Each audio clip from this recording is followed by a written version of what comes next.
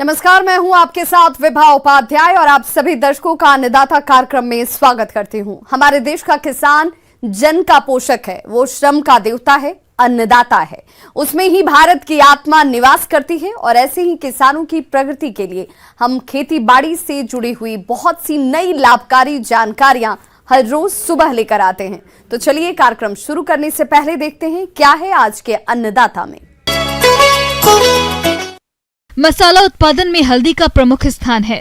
हल्दी का अच्छा उत्पादन तभी संभव है जब इसमें की जाने वाली शस्य क्रियाएं समय से की जाएं। जिन किसान भाइयों ने हल्दी की खेती की है, उनकी फसल अब बढ़वार की अवस्था पर है। ऐसे में किसान भाई अपनी फसल में कौन कौन से कार्यों को करें, आइए इस बारे में जानते हैं फल अनुसंधान केंद्र इटखेड़ी जिला भोपाल के विषय विशेषज्ञ HL सागर से। किसान भाइयों, हल्दी से आप और हम भली भांति परिचित हैं। हल्दी हर घर में, हर रिलीजियस में उपयोग में लाई जाती है, चाहे हिंदू हो, मुस्लिम हो, सिख हो, ईसाई हो, कोई भी हो, हर घर के किचन में हल्दी का उपयोग किया जाता है। और जिन किसान भाइयों ने हल्दी की खेती की है या जो कर रहे हैं, उनकी फसलें इस समय लगभग 1 माह या 35-40 दिन की हो गई होंगी। इसमें खरपतवार भी कई प्रकार के आते हैं और लंबे समय तक ये चलते रहते हैं। इसमें चाहे वो समा हो, दूधी हो, दूब हो, चौलाई हो, बथुआ हो या अन्य कोई भी प्रकार के अगर खरपतवार हैं। किसान भाइयों, हल्दी की फसल में कई तरह के खरपतवारों का प्रकोप होता है, जिसकी वजह से फसल कमजोर हो जाती है और अनेक तरह के कीट रोग भी लगने लगते हैं। खरपतवार नियंत्रण के लिए निराई गुड़ाई की जाती है। इसकी पहली गुड़ाई पौधा रोपाई के 30 दिन बाद की जाती है और बाद की गुड़ाइयों को 30 से 40 दिन के अंतराल में करना होता है। हल्दी की फसल में अधिकतम 3 से 4 गुड़ाई ही करनी होती है। निंदाई गुड़ाई करते समय अगर हल्दी के कंद बाहर दिखाई देने लग गए हैं तो उनको मिट्टी चढ़ा कर फिर से दबा दें, जिससे कि कंद का विकास ठीक से होने लग जाए। इसके साथ साथ खाद की बची हुई जो शेष मात्रा है, जैसे प्रारंभ में हमने इसकी खेती में सुपर फास्फेट 100 से 150 किलो पोटास एवं 100 से 150 किलो नाइट्रोजन की आवश्यकता होती है। तो शेष बची हुई आधी मात्रा हम 35 से 40 दिनों की अवस्था में मिट्टी चढ़ाते समय हल्दी में और हल्दी की फसल में इसको दे दें और उसके बाद मिट्टी चढ़ा के फसल को पूरी तरह से उस खाद को मिट्टी में मिला दें, जिससे कंदों का विकास अच्छी प्रकार से होगा और हमारा उत्पादन अच्छा हमें प्राप्त होगा। किसान भाइयों, हल्दी के कंदों की रुपाई बारिश के मौसम में की जाती है, इसीलिए इन्हें प्रारंभिक सिंचाई की जरूरत नहीं होती है। किंतु समय पर बारिश न होने पर खेत में पानी जरूर लगा दें। बारिश के मौसम के पश्चात हल्दी की फसल में सिंचाई 25 दिन के अंतराल में की जाती है। इसके अलावा मिट्टी के प्रकार को ध्यान में रखते हुए सिंचाई करना भी लाभकारी होता है। ज़्यादा घुलने वाली मिट्टी है या दलदली मिट्टी है तो ऐसी मिट्टी में हमें जल निकास की नितांत आवश्यकता पड़ती है। जल निकास के लिए चाहे हमने रेजेंट बेड पे फसल लगाई हो या बेड बना के फसल लगाई हो, दोनों ही स्थिति में जल निकास नितांत आवश्यक हो जाता है। जल निकास के लिए चाहे आप गेती या फावड़े की सहायता से या डिचर की सहायता से नाली बना के खेत से अतिरिक्त पानी बाहर निकाल लें, जिससे पौधे में गलन उत्पन्न ना हो और हमारे जो कंद हैं उनकी बढ़वार ठीक से हो सके। तो ऐसे हमें इसमें प्रबंधन करना चाहिए। यदि हम निरंतर खेती का विजिट करेंगे, हल्दी की फसल की देखरेख करेंगे, तो हमें इसमें कई प्रकार के रोग और व्याधि भी देखने को मिल सकती हैं। किसान भाइयों, हल्दी की फसल में पत्ती धब्बा नामक रोग का प्रकोप होता है। इस रोग के कारण पत्तियों को दोनों ओर छोटे अंडाकार और अनियमित भूरे धब्बे हो जाते हैं। कुछ समय बाद ये गहरे पीले और भूरे रंग के हो जाते हैं। ऐसे में पौधे भी झुलस जाते हैं, जिसकी वजह से फसल के उत्पादन में भारी कमी आ जाती है। इसलिए आप इस रोग की पहचान करके रासायनिक तरीके से प्रबंधन के लिए कार्बनडाजिम या मैनकोजेब 2 ग्राम दवा प्रति लीटर पानी में घोल बना के स्प्रे करने से इस रोग से हम हमारी फसल को सुरक्षा प्रदान कर सकते हैं।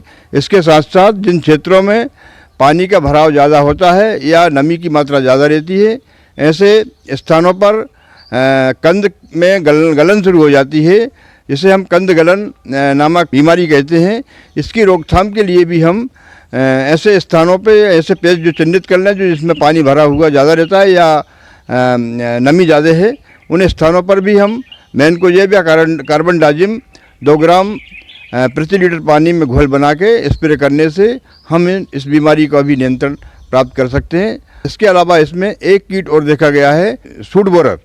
इस सूट बोरर के आक्रमण के कारण पौधा सूखने लगता है और पौधे में पीलापन आने लगता है। अगर हम इसकी मेन पत्ती जो बीच वाली पत्ती उसको खींचेंगे तो वो इसके प्रकोप के कारण गली हुई सी महसूस होती है और पौधे की बढ़वार इससे रुक जाती है। तो इसकी रोकथाम के लिए इंडॉक्सीकार्ब नामक दवा 1 से 1.5 ml प्रति लीटर पानी में घोल बना के इसके स्प्रे करने से इस कीट से हमारी फसल को हम सुरक्षा प्रदान कर सकते हैं। तो किसान भाइयों, अभी तक मैंने जो आपको हल्दी की फसल में जितनी भी कृषि क्रियाएं करने की सलाह आपको दी है, इन सब कृषि क्रियाओं को आप अपनी हल्दी की खेती में अपना करके अधिक से अधिक उत्पादन प्राप्त करें। ब्रेक के बाद एक बार सभी दर्शकों का एक बार फिर से अन्नदाता में स्वागत है। चलिए रुक करते हैं अगली कड़ी की ओर। किसान भाइयों को अगर खेती मुनाफे का व्यवसाय बनाना है तो वक्त के साथ खेतीबाड़ी में बदलाव करते रहना पड़ेगा। जैसा कि पिछले कुछ वर्षों में औषधीय फसलों की मांग तेजी से बढ़ी है। औषधीय फसलों के अंतर्गत अगर सर्पगंधा की बात करें तो इसकी खेती करके किसान अच्छा मुनाफा कमा सकते हैं और यह समय इसकी खेती करने के लिए उचित है, जिसके बारे में तकनीकी जानकारी दे रहे हैं कृषि वैज्ञानिक डॉक्टर योगेश्वर मिश्रा। आज हम चर्चा करते हैं सर्पगंधा के बारे में, जिसे रॉल्फिया सर्पेंटिना कहा जाता है। ये बहुत ही महत्वपूर्ण औषधि प्रजाति होती है और जिसका इस्तेमाल हाइपरटेंशन के मेडिसिन या ब्लड प्रेशर जो होता है उसके दवा के निर्माण के लिए उपयोग किया जाता है। पूरे यदि भारतवर्ष में देखा जाए तो इसकी 3 वैरायटी है। एक सिमसील वैरायटी जो कि CMAP central institute of medicinal and aromatic plants Lucknow के द्वारा विकसित की गई है, और 2 वैरायटी जो है TFRI RS1 और TFRI RS2 जो कि TFRI जो मेरा पूर्व संस्थान है वहाँ मैंने रह करके विकसित किया है। और ये 3 प्रजाति पूरे भारतवर्ष में उपलब्ध हैं और इसके सीड्स हमारे भी उपलब्ध हो सकते हैं यदि किसान बंधु चाहें तो।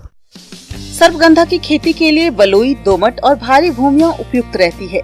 साथ ही अधिक जीवांश वाली भूमियों में इसकी खेती सफलतापूर्वक की जा सकती है। इसकी खेती के लिए गर्मियों में एक गहरी जुताई करके खेत को खुला छोड़ दे और पहली बरसात के बाद 10 से 12 टन सड़ी हुई गोबर खाद प्रति हेक्टेयर की दर से प्रयोग करें और इसके बाद एक बार हल्की जुताई कर दें। अब इसके बारे में प्रोपोगेशन या किस तरह से इसका उत्पादन करते हैं इसके बारे में बताना चाहूँगा आपको। इसको सीड के द्वारा उगाया जा सकता है और इसके जो रूट शकर होता है या ट्यूबर जो होता है उसके द्वारा इसको उगाया जा सकता है। सीड द्वारा उगाने के लिए जो है हम सीड प्राप्त करते हैं, जो कि आप देख रहे हैं किस तरह से सीड लगे हुए हैं। इस तरह से लगे हुए सीड को आप हल्का सा रब कर दें या हल्का सा इसको रेतमार कागज़ या सैंड पेपर जो होता है उससे रगड़ करके, एक केमिकल होता है GA3 जिसे जिब्रेलिक एसिड कहते हैं, उसके द्वारा थोड़ा सा ट्रीटमेंट दे करके, ओवरनाइट ट्रीटमेंट दे करके हम दूसरी सुबह इसको लगा देते हैं। तो इस तरह से आपको भरपूर सीड स्टॉक जो है या सीडलिंग स्टॉक जो है आपका तैयार हो जाता है रोपण करने के लिए। सर्पगंधा की बीज द्वारा बुआई। अच्छे जीवित बीजों को छिटक कर बोया जा सकता है। अच्छे बीजों के चुनाव के लिए उन्हें पानी में 24 घंटे तक भिगो कर रखें। इस दौरान जो बीज पानी में ऊपर तैरते हैं उन्हें निकाल कर अलग कर दें। सर्पगंधा के 30 से 40% बीज ही उगते हैं, इसलिए 1 हेक्टेयर में करीब 6 से 8 किलो बीज की आवश्यकता होती है। इसका बीज काफी महंगा होता है, अतः पहले नर्सरी बनाकर पौध तैयार करना चाहिए। इसके लिए 10 गुणा 10 मीटर की क्यारियों में पकी गोबर की खाद डालकर छायादार स्थान पर पौधे तैयार करें। बीजों को 2 से 3 सेंटीमीटर जमीन के नीचे लगाकर हजारे की सहायता से पानी दें। 20 से 40 दिन के अंदर बीज उपजना शुरू हो जाते हैं। मध्य जुलाई में पौधे खेतों में रोपण के लिए तैयार हो जाते हैं। और इसके रोपण की तकनीक के बारे में बताना चाहूँगा कि 50 सेंटीमीटर बाई 50 सेंटीमीटर के स्पेसिंग पे हम इसका रोपण करते हैं। इस तरह से प्रति एकड़ कम से कम 25,000 या 22,000 के आसपास पौधा लगाया जा सकता है। जड़ों द्वारा बुआई। लगभग 5 सेंटीमीटर जड़ कटिंग को खाद, मिट्टी और रेत मिलाकर बनाई गई क्यारियों में लगाए। इसे उचित मात्रा में पानी लगाकर नम रखें। जुलाई से अगस्त माह में जड़ों से कल्ले फूटने लगते हैं। इनको 45 गुना 30 सेंटीमीटर दूरी पर रोपित करें। 1 हेक्टेयर के लिए लगभग 100 किलोग्राम जड़ कटिंग की आवश्यकता होती है। तने द्वारा बुआई। तने की कटिंग 15 से 22 सेंटीमीटर को जून से जुलाई माह में नर्सरी में लगाते हैं। जब जड़ें और पत्तियां निकल आए और उनमें अच्छी वृद्धि होने लगे तो कटिंग को निकालकर खेतों में लगाया जा सकता है। शुरुआती अवस्था में फसल को रोग और कीटों से बचाने के लिए रोपाई से पहले पौधों को उपचारित करना जरूरी होता है।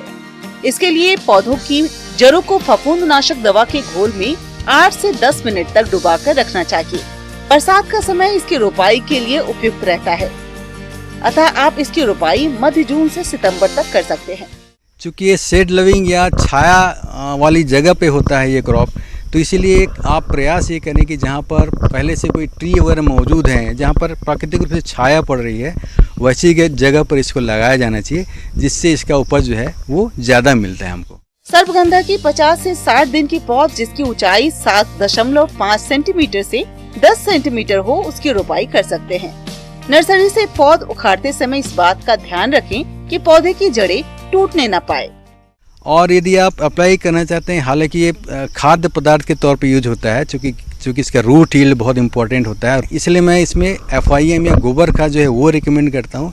लेकिन अधिक उत्पादकता के लिए जो है कम से कम 10 से 15 किलोग्राम खाद जो है NPK का, नाइट्रोजन, पोटेशियम और फास्फोरस, उसका यूनिफॉर्मली पूरे खेत पे आप प्रति एकड़ मिला दें और इस तरह से 0.5 बाई 0.5 मीटर की स्पेसिंग पे आप इसको लगा करके आप अपनी उपज को बढ़ा सकते हैं।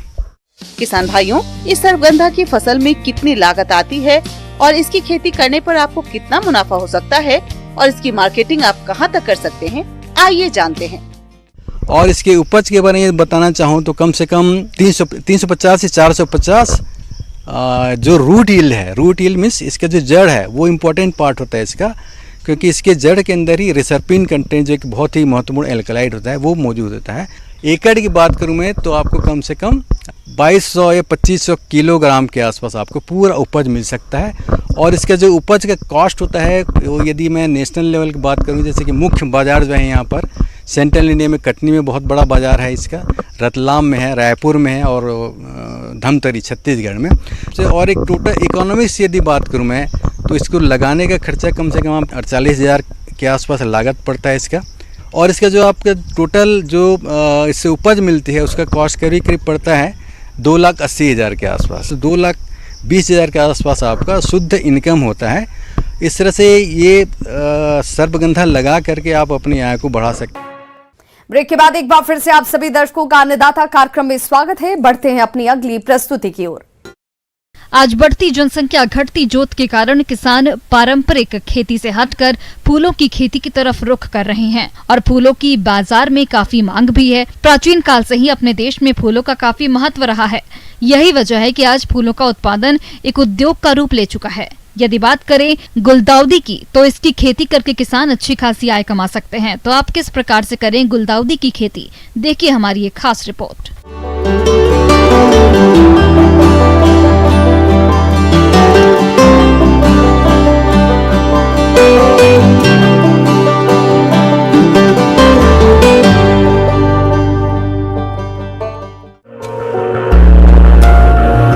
गुलदाउदी की खेती विशेष प्रकार के फूलों के लिए की जाती है।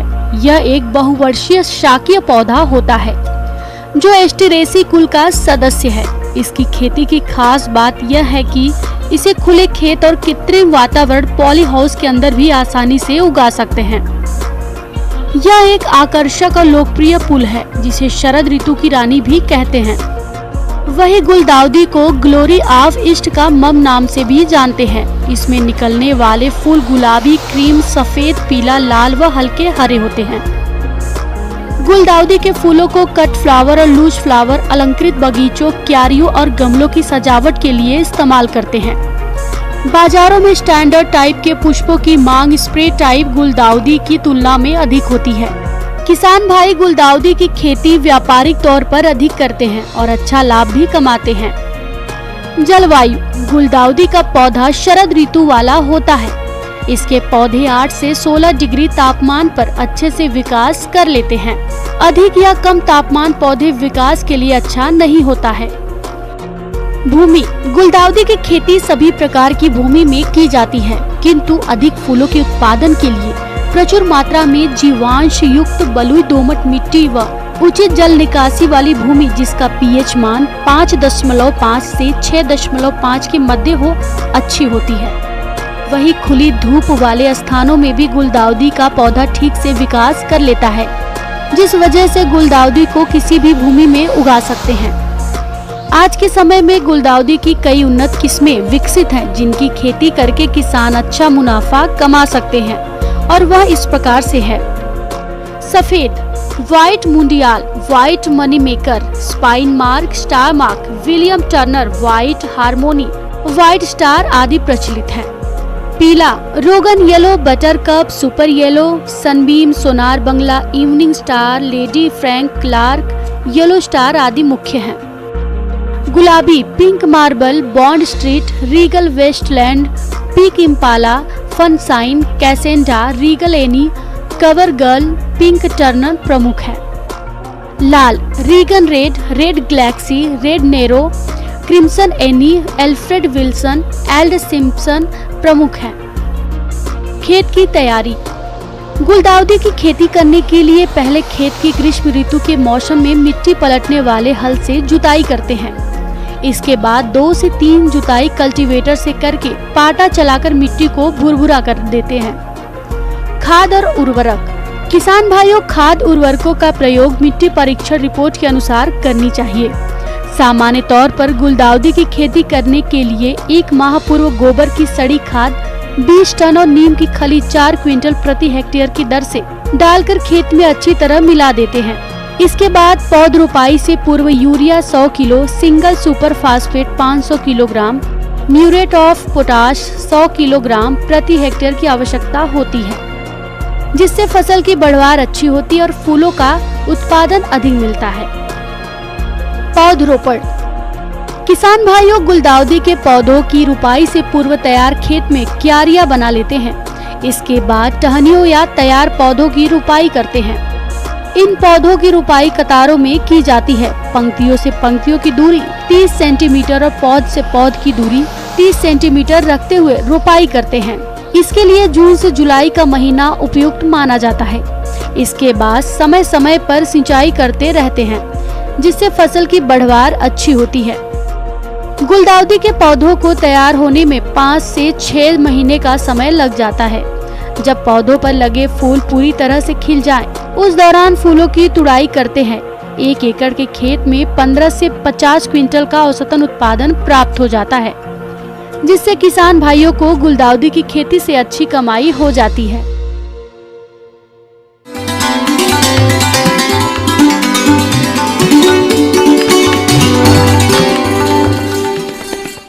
अन्नदाता हेल्पलाइन निःशुल्क फोन संपर्क सेवा के माध्यम से आपके द्वारा पूछे गए प्रश्नों में से 1 या 2 महत्वपूर्ण प्रश्न को हम अपने कार्यक्रम में शामिल करते हैं, और इसी के तहत आज किसान का सवाल और उनका जवाब इस प्रकार से है।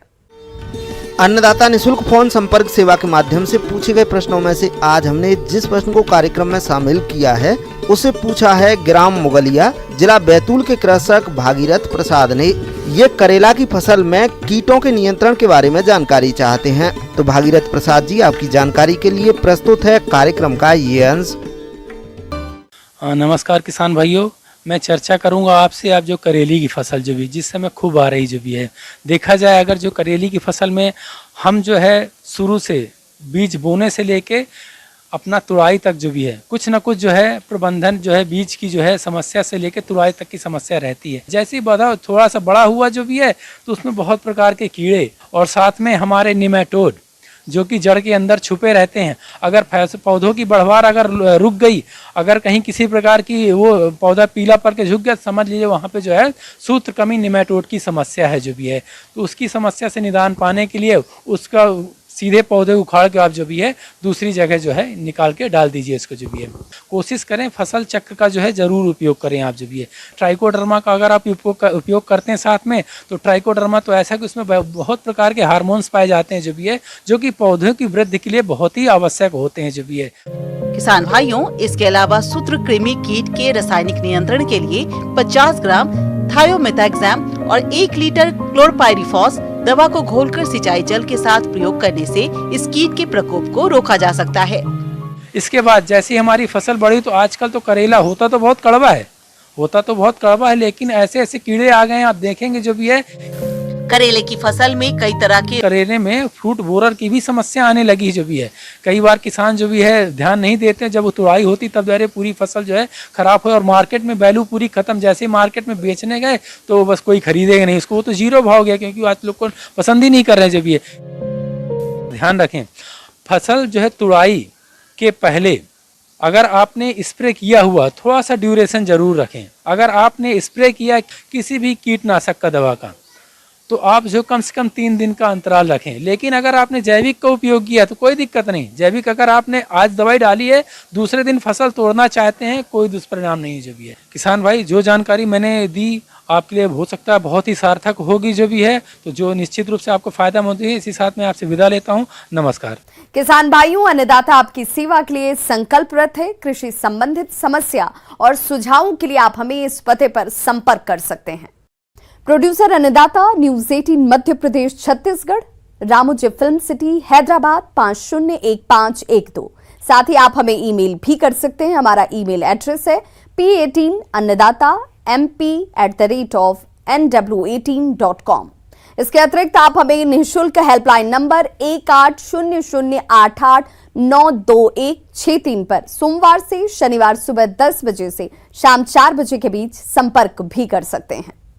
किसान भाइयों, अब समय हो रहा है आपसे विदा लेने का, तो हमारी अन्नदाता टीम को दीजिए इजाजत। कल फिर से होगी आपसे मुलाकात कृषि संबंधित कुछ और महत्वपूर्ण जानकारियों के साथ। नमस्कार।